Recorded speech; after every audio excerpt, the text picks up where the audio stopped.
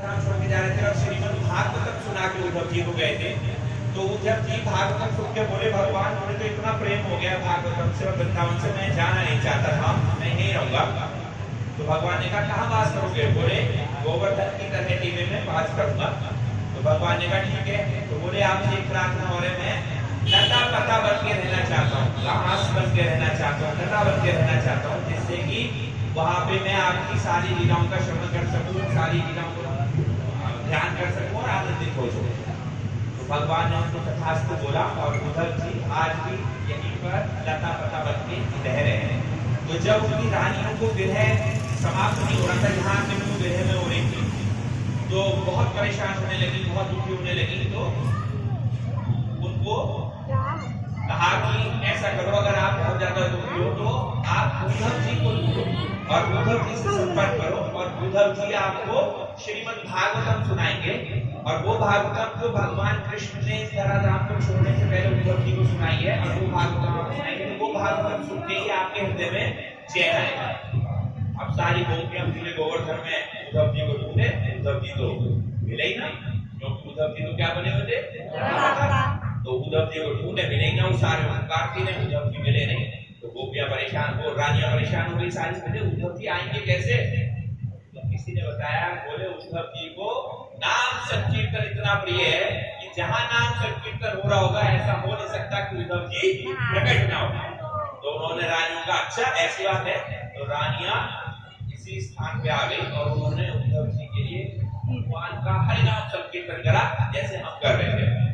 और जैसे ही हरिनाम संकीर्तन रानियों ने करा, उद्धव जी को रहा ही नहीं गया, उद्धव जी तुरंत प्रकट हो गए, बोले हाँ, और डांस करने लगे वहां पे, नृत्य करने लगे वहां पर।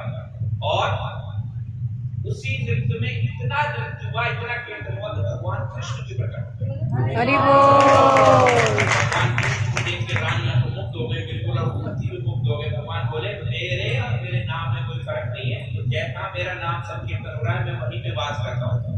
भगवान कृष्ण ने कहा कि आप परेशान मत हो, रानियों से ये उद्धव है जिसे मैं सारा सार सुना के आया हूँ, और इसके मुझसे पूरी भागवत श्रवण करो आप।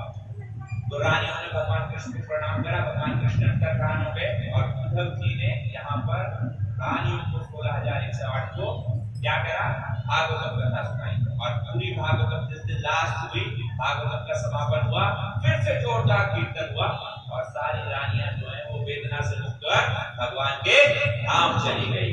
तो यहाँ पर बहुत मुख्य स्थान है, यहाँ पर हमें आके हरिनाम संकीर्तन जरूर करना चाहिए, उद्धव जी से प्रार्थना करनी चाहिए। उद्धव जी जिस प्रकार आपने 16,108 रानियों का उद्धार करा, तो आप हमारा उद्धार भी करिए। हमारी भी इच्छा यही है कि हम इस भौतिक संसार में नहीं रह पा रहे हैं, हम भी भगवान कृष्ण की वेदना को नहीं सह पा रहे हैं, हम भी भगवान कृष्ण के विरह को नहीं सह पा रहे हैं। तो हमें भी वही भाव लाना पड़ेगा जो रानियों का था, हमें भी रोना पड़ेगा भगवान के लिए, हमें भी भगवान का विरह को महसूस करना पड़ेगा कि हमारा एक्चुअली संबंध किससे है, भगवान कृष्ण से। और हम इस भौतिक संसार की माया में फंस गए।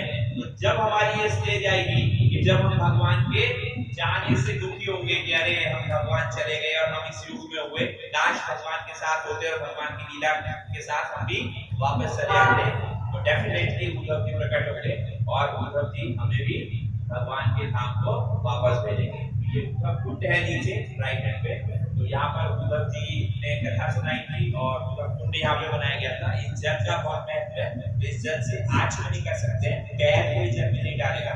एक बार चले जाएंगे नीचे से जल ले आएंगे, थोड़ा सा सब लोग थोड़ा आचमन कर लेंगे और यहाँ प्रार्थना करके जाए कि हमारा भी जल्दी से संसार से